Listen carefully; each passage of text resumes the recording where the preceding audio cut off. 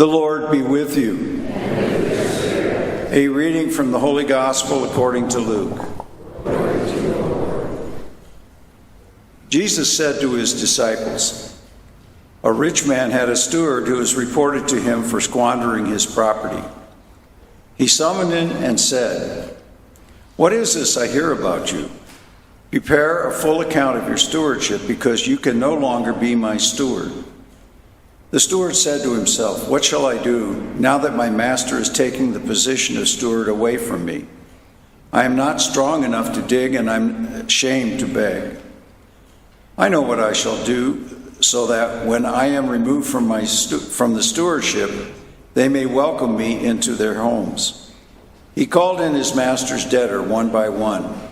To the first he said, 'How much do you owe my master?' He replied, 100 measures of olive oil.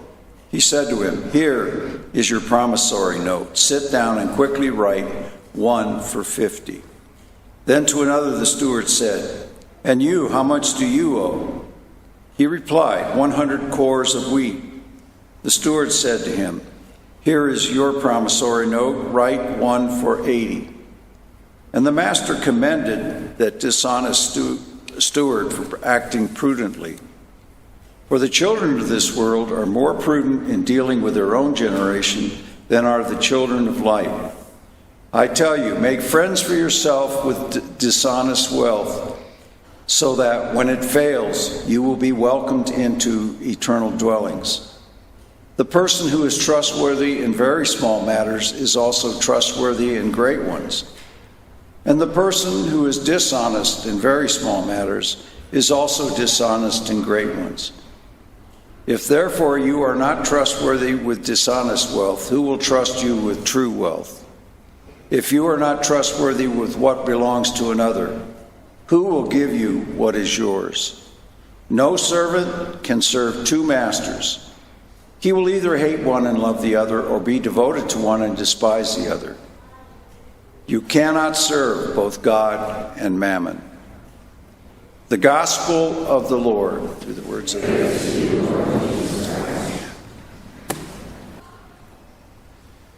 As I was preparing my homily, it was tough. I was going back and forth. Couldn't really settle on any one thing. I had half a dozen. And I normally don't do this, but I feel like I have to say something short about each of the three readings, so I'll try to go quickly. They also, or at least a couple of things may be also a little bit difficult to hear. Hopefully by now you know that I don't think of my job as just to irritate or cause problems, but sometimes you have to do that inadvertently. I'll just prepare it or preface it by saying my first month of a priest, I was up in Grand Lake for Mass, and I had the first person walk out of one of my homilies, and it was only less than an hour later he had to be life flighted down to Denver. So act accordingly, I guess, is the... he was feeling ill. He went down to Denver. They checked him out, and they said, "No, we don't see anything wrong. Go back home." And so he came back that evening. But it could have been worse. First, Amos, this prophet to the northern kingdom. I find it interesting that he was preaching and telling these things to a people who thought that they were doing well. There was other prophets who spoke when enemies were starting to surround them, and they knew there were problems. They still maybe didn't like hearing what the prophet had to say, but at least here, I think it would be similar if someone came and saying, "Hey, you Americans, watch out, things aren't going well for you." And you're like, "Well, our economy is actually pretty good. People like to complain about cost of things going up, but comparatively, we're doing pretty well." And I'm like, well, watch out anyways. One of the things he pointed to in the reading here is interesting. He's saying to the people, some of you seem to think that your religion is not something good, but rather you complain about it. You think of it as an obstacle to your happiness and your prosperity and your comfort. You see it as a problem because you're not able to make money on the Sabbath day. Spiritually, that's a really bad sign if someone is thinking that. And so I just have to ask, where are we? I could only think of two companies, retail sort of companies, that are closed on Sunday, Hobby Lobby and Chick-fil-A. I'm sure there's others, but those are the only two that come to mind. And the others aren't closed because they know they could make money, that lots of people, including lots of Christians and ourselves, will show up on Sunday to buy whatever it is that they're selling. I just ask you to ponder, how many of those things do you really need to buy on Sunday? Are we, in a sense, an occasion of sin for the companies and for their employees who are faced with the choice of, should I rest on Sunday and go to church and be with my family, or make money? That's a bad place to put people in if we can avoid it. For the second reading, Paul, in the beginning of it, he tells us that we need to pray for our leaders, pray for the emperor. If you know anything of Roman history, ancient Roman history, a lot of the emperors were not good people. It's very possible, we don't know exactly when Paul was writing, but it's very possible that he was writing perhaps at a time when, like, Emperor Nero was emperor. He was insane and an evil man. He was not a good man. And the instruction seems to be, pray for him, which we should take as somewhat striking, because we, as human beings, we're not terribly different from the people back then.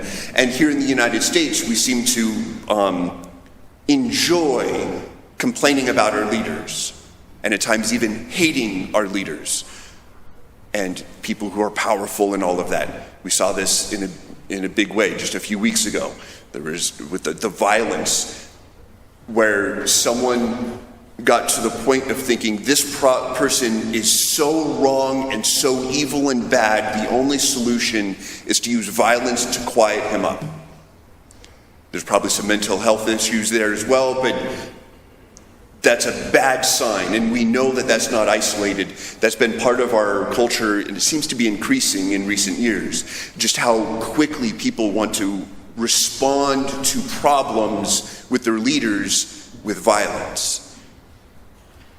That's a bad sign of the moral state of our culture. I have three quick thoughts dealing with that. One, there's very little that we individually can do to change the course of our culture. We need to recognize that. There's lots of people, for many on all over the political spectrum, who think that the other side are filled with just horrible, evil people that hate America and everything that's good, and they need to be crushed by any means necessary. So that's the first thought. But second, a lot of that, I believe, comes from a sort of radicalizing element. There's lots of people with all sorts of media and groups of people that gather either together in person or much more likely online that are like, oh yeah, you think that too? Oh yeah, that person's horrible. No, I think they're actually evil. They're not just horrible, they're monsters. And they just kind of build each other up in all of this. So my second point is, don't be part of such groups or media establishments or channels or websites. Don't feed the machine that is growing because it's making money and profit. So, a question for you.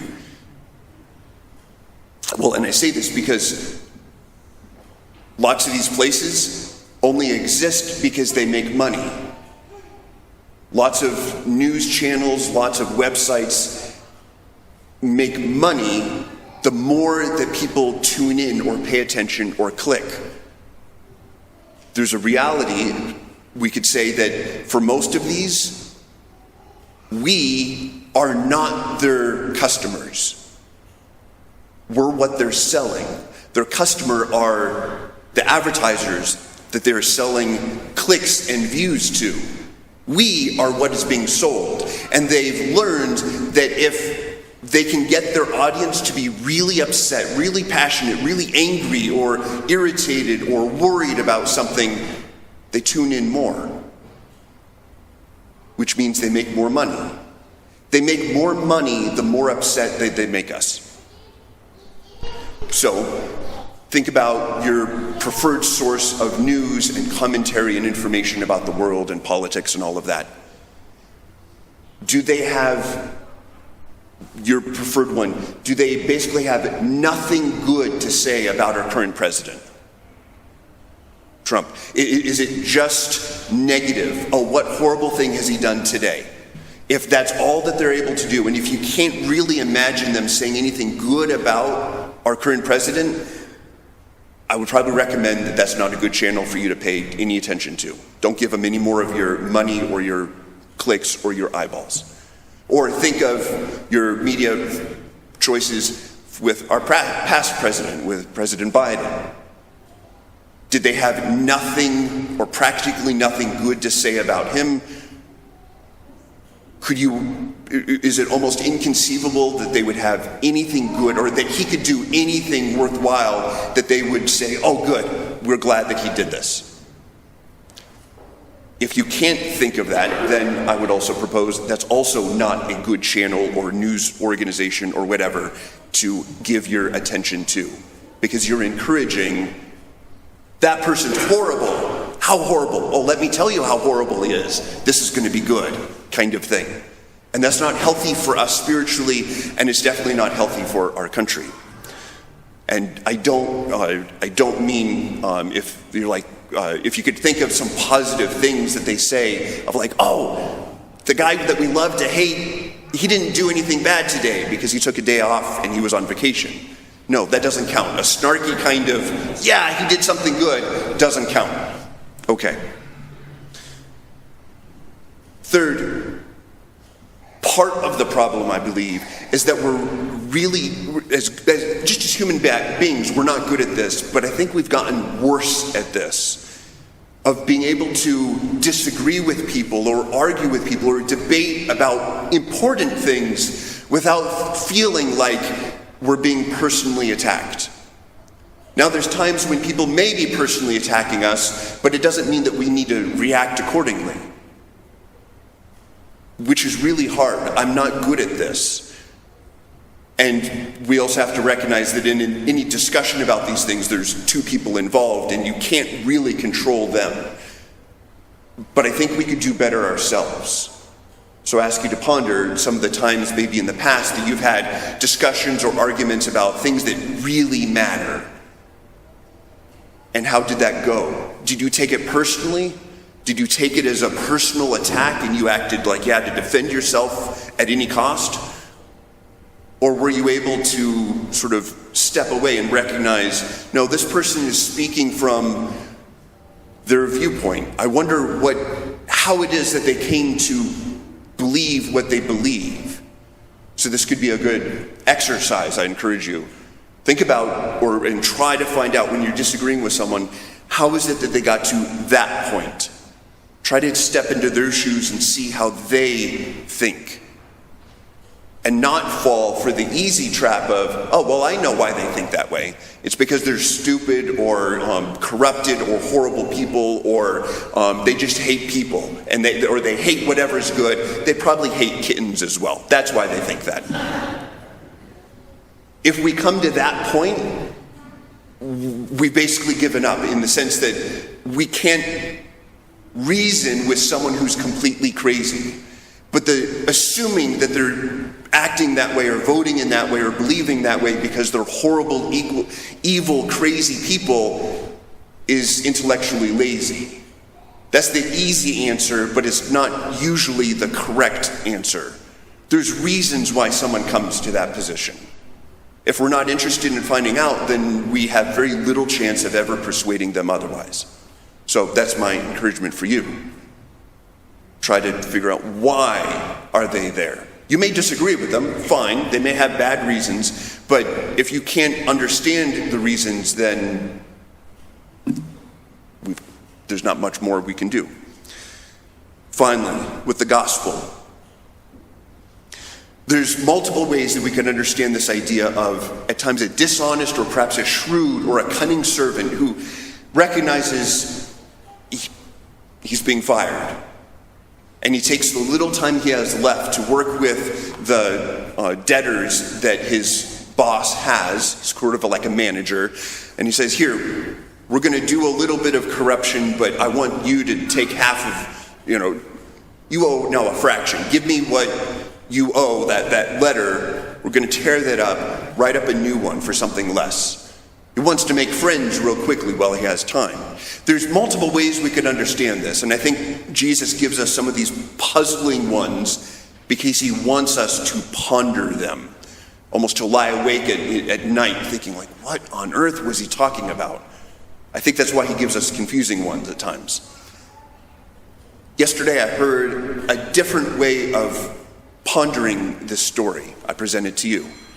I don't know if it's the correct way, but it has something to teach us, I believe. Imagine if Jesus is the one who's the cunning servant about to be fired. Maybe he's talking about himself. And then maybe ponder what happens in the confessional when we receive the sacrament of reconciliation. I come before the priest who is acting in the person of Jesus, and I bring before him my debts, the times that I've given into anger or lust or greed or envy or hatred or any of those other sins. I can't go back in time and repay and fix them. I really wish I could. I could think of all the times I've hurt someone or broken relationships or caused damage. I can't go back and fix it. The debt I have is really pretty big. And the priest says, yeah, give it to me. What is it that you owe? Okay, yeah, this. And in a sense, the priest kind of tears it up and says, here's a new one. Your new debt, maybe 3 Hail Marys. For confession, I invite you. Tuesday morning and Saturday morning after the morning masses, we have confession. I'm pondering exactly how and when, but hopefully shortly soon I'll add another day before one of the morning masses during the week. Hopefully people can stop by before they go off to work or something like that. Ponder what it is that Jesus wants to do with the debts that we have.